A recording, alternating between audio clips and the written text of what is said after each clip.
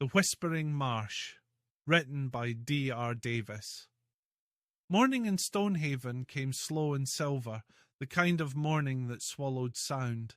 Finnely woke to a world wrapped in mist. The field beyond the cottage window was gone, the hedgerows gone, even the familiar outline of the mill was a smudge on a sheet of fog. He listened and heard it again, the softest murmur, like a breath over glass. "Do you hear that?" he whispered. Eivan sat up, hair in a tangle, blinking into the pale light. "Hear what?" "The talking," Finnely said, and felt silly until the murmur curled through the room like a draught. It wasn't words, not at first. It was the tune of words, the shape of them, slipping just out of reach.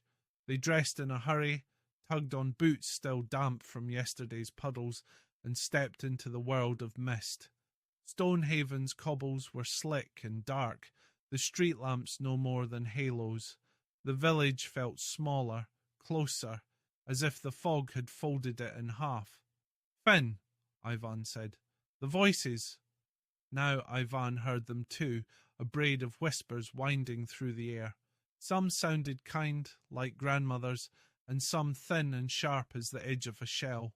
One, the faintest, felt like a thread tugging at Finnely's sleeve. They followed the whispers up the hill where the ruins of Grumblewick Keep brooded over the village. The old stones were beaded with moisture. The ivy slept under pearls of dew. The great door groaned as they pushed it, and the smell of old books and dragon smoke met them like a welcome.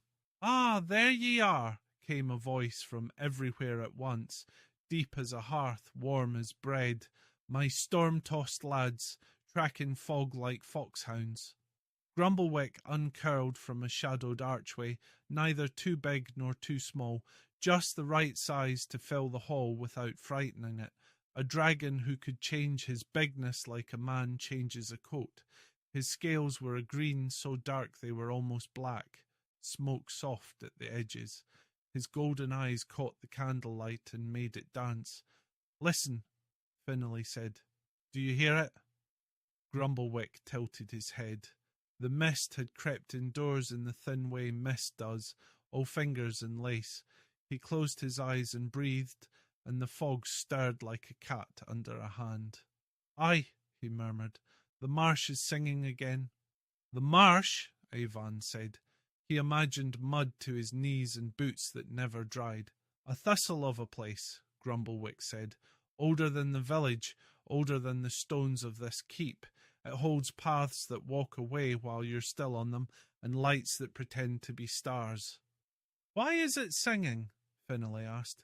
Grumblewick glanced toward a carved lintel, where a dragon smaller than a teacup was chiselled into old oak, wings tucked, tail curled.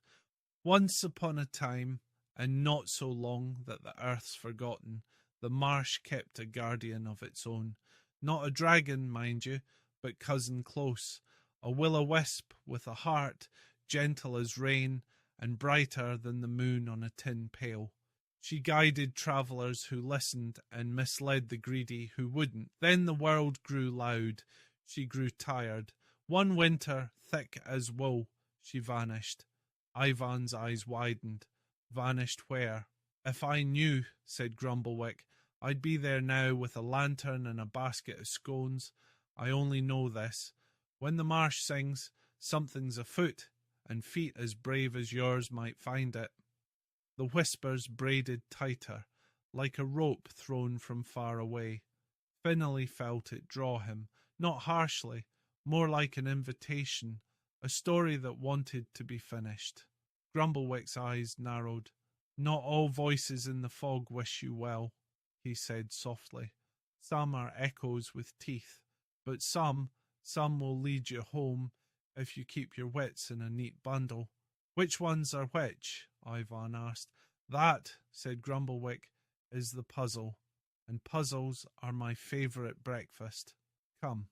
He grew smaller, obligingly, until he could ride Finnely's shoulder like a very grand lizard, tail draped like a green silk ribbon. "I'll not do the walking for you," he added, but I'll whisper in your ear if foolishness tries to borrow your boots.